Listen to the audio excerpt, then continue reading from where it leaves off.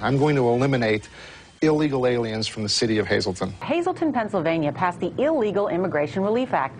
Now, under the law, fines are imposed on businesses that hire undocumented workers and landlords who rent to them. What happened in Hazelton was that a mayor chose to scapegoat a section of his population. Hazelton did not have an illegal immigration problem. In fact, Hazelton had rebounded economically on the backs of immigrants, mostly Latino, and Hazelton was booming. And the recent immigrants had really resurrected Hazelton from what was a pretty serious economic depression. I had family that lived here. I like the way of life that people enjoy here in Hazelton, but all the buildings were closed down.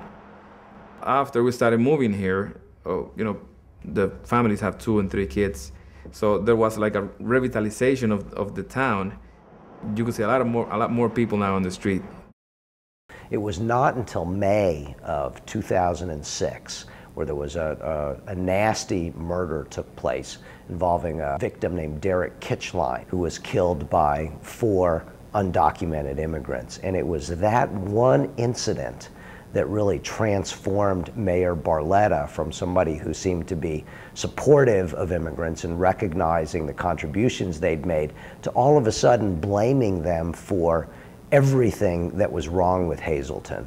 We're seeing gangs and some very violent, vicious crimes, and I've had enough. I learned English when I was 14 years old. And for me, it wasn't so difficult back then. I was able to get my hands on one of those English courses with cassette tapes back then, and I think MTV did the rest. And if you really listened to Barletta, you would think that every undocumented immigrant was in this country either to rape, rob, or murder you, or at least to take away your job. I mean, that was the picture.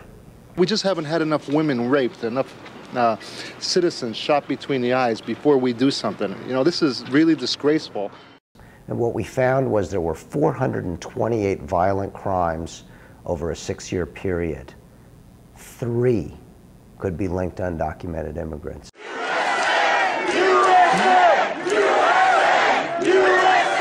That's the on-the-ground effect, is it takes a community and tears it apart, sets neighbor against neighbor. Nothing about this law has made Hazelton a better place to live. Hazelton was wrong to pass this law in the first place and was wrong to spend so much time and energy fighting to defend it. Hazelton's law was both unconstitutional and unworkable. There's no way you can look at that whole history and say, this was a good idea, this is something that other towns or states should emulate. It's been sad, and it creates an environment that is toxic for community relations. It really does poison the environment between native-born folks and more recent immigrants. And that's really just not American. That's not the kind of values that I think this country aspires to.